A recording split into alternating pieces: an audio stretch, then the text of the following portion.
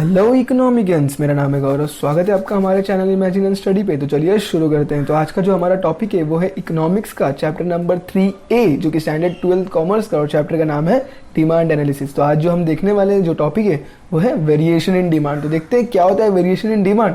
उससे पहले सबसे पहले हम देख लेते हैं कि डिमांड क्या होता है और statement of the law demand का क्या है। वो दोनों देखने के बाद हम शुरू करते हैं कि what is the variation in demand.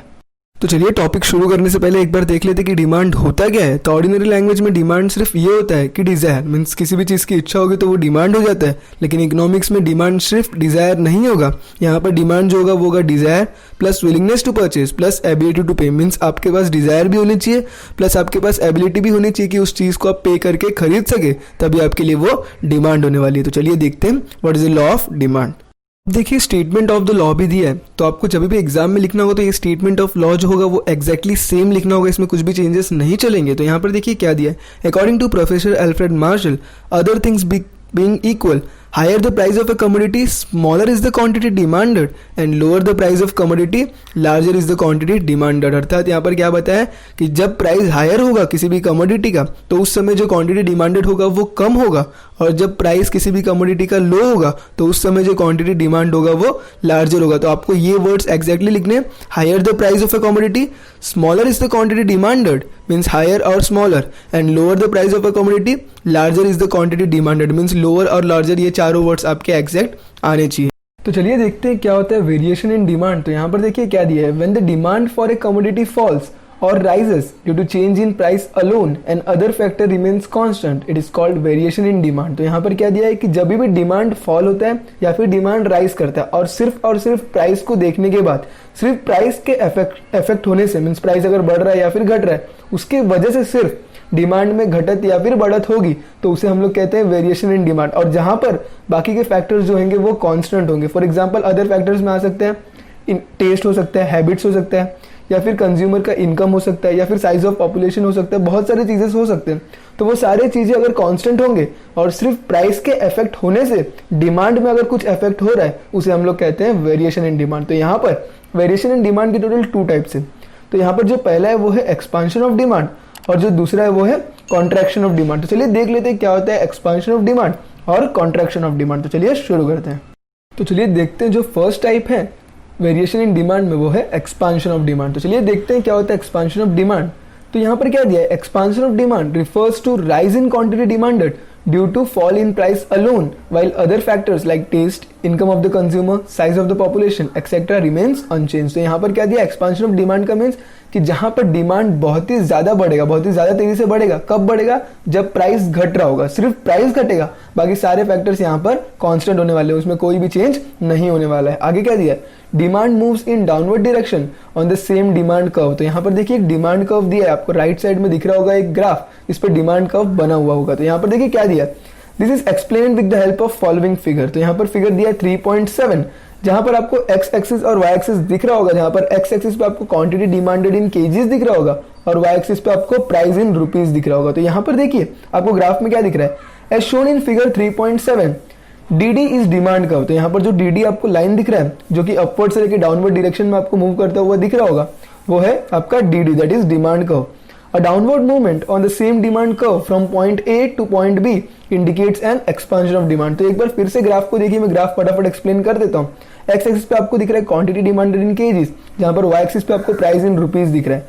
यहाँ पर जो लेफ्ट साइड में वाई एक्सिस पे आपको एक P और एक P1 दिख रहा होगा। तो जो P स्टार्टिंग वाला है वो एक कांस्टेंट प्राइस है और उसके बाद जो P1 है वो रेड्यूस्ड प्राइस है, मीन्स प्राइस जो है वो रेड्यूस हो रहा है।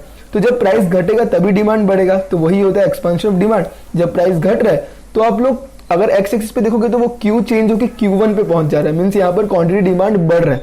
कब बढ़ रहा है, जब प्राइस घट रहा है। तो जो ए से लेके बी तक आपको डाउनवर्ड स्लोप दिख रहा है। जो स्टार्टिंग वाला ए था वो पहले का डिमांड था, लेकिन जब प्राइस घटा, जब प्राइस घट के P1 हो गया तो उस समय वो जो ग्राफ था ए का वो पहुंच गया बी पे, मीन्स यहाँ पर क्वांटिटी एक्स एक्सिस का बढ़ गया। जहां पर प्राइस घटेगा वहां पर क्वांटिटी बढ़ेगा। तो ये है एक्सपेंशन ऑफ डिमांड, जहां पर सिर्फ प्राइस के इफेक्ट होने से डिमांड पर भी इफेक्ट हो रहा है, बाकी सारे फैक्टर्स यहाँ पर कांस्टेंट है। तो ये है पहला टाइप जो कि है एक्सपेंशन ऑफ डिमांड। तो चलिए देखते हैं सेकेंड टाइप जो कि है कॉन्ट्रैक्शन ऑफ डिमांड। तो चलिए शुरू करते हैं। कॉन्ट्रैक्शन ऑफ डिमांड क्या होता है, जो कि सेकंड टाइप है वेरिएशन इन डिमांड का। यहाँ पर क्या दिया है, contraction of demand refers to a fall in demand due to rise in price alone. Other factors like taste, income of the consumer, size of the population, etc. remains unchanged. तो यहाँ पर क्या दिया है, contraction of demand. Contraction of demand का मतलब है कि डिमांड में घटावट होना, मीन्स डिमांड जो होगा वो डिक्रीज हो रहा है। तो डिमांड कब डिक्रीज होगा, जब प्राइस इंक्रीज होगा। तो यही चीज हम लोग ये चैप्टर्स में पूरा देखते आ रहे हैं। तो पहले जो देखा था हमने एक्सपांशन ऑफ डिमांड, वहां पर क्या पता चला था कि डिमांड बढ़ रहा है जब प्राइस घट रहा है, और कॉन्ट्रैक्शन ऑफ डिमांड में डिमांड घट रहा है जब प्राइस बढ़ रहा है। और यहाँ पर बाकी के जो फैक्टर्स होंगे, टेस्ट हो गया, income of the consumer, size of the population, ये सब चेंज नहीं होने वाले, वो अनचेंज होगा। देखिए यहाँ पर एक ग्राफ दिया आपको, राइट साइड में ग्राफ दिख रहा होगा, उसका कुछ डिटेल्स देख लेते हैं।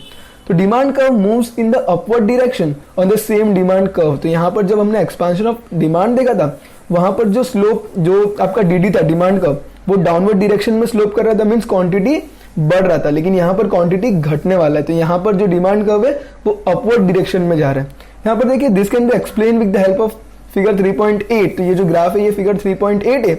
यहाँ पर भी आपको सेम दो एक्सिस दिख रहा है, एक्स एंड वाई एक्सिस, जहां पर एक्स एक्सिस है क्वांटिटी डिमांड इन केजीज और वाई एक्सिस है प्राइस इन रुपीज। तो यहाँ पर देखिए क्या दिया है, as shown in figure 3.8, D is a demand curve. तो ये जो डी का आपको दिख रहा है वो एक डिमांड कर्व है। And upward movement on the same demand curve from point B to point A shows contraction of demand. तो यहाँ पर जो अपवर्ड मूवमेंट दिख रहा है बी से लेके ए तक, ये होता है कॉन्ट्रैक्शन ऑफ डिमांड। तो यहाँ पर देखिए एक पी दिख रहा होगा आपको वाई एक्सिस पे, जो कि पहले वाला प्राइस था, और जो P2 है वो प्राइस जब बढ़ा तब वो P2 हो गया। देखिए यहाँ पर जो डी दिख रहा है डिमांड कर्व, तो जो डी पे आपको बी प्लॉट दिख रहा होगा, वो बी क्वांटिटी है स्टार्टिंग में, जब प्राइस P था तो उस समय जो क्वांटिटी बाय किया गया था वो B था। लेकिन जब प्राइस बढ़ के P2 हो गया तो जो क्वांटिटी डिमांड है वो घट के A पे पहुंच गया। तो आप देख रहे हो Q से Q2 पहुंचा, तो जो B है वो क्वांटिटी डिमांड Q है, और जब वो A पे पहुंचा तो वो Q2 हुआ, मीन्स यहाँ पर क्वांटिटी रिड्यूस हो रहा है, मीन्स जो क्वांटिटी खरीद रही है यहाँ पर डिक्रीज हुआ है, डाउनवर्ड स्लोप, आपको अपवर्ड स्लोप में वो दिख रहा है। तो जब प्राइस बढ़ेगा तो वो समय क्वांटिटी घटेगा खरीदने का, तो वही होता है कॉन्ट्रैक्शन ऑफ डिमांड। तो यहाँ पर हमने दोनों वेरिएशन देख लिए वेरिएशन इन डिमांड में।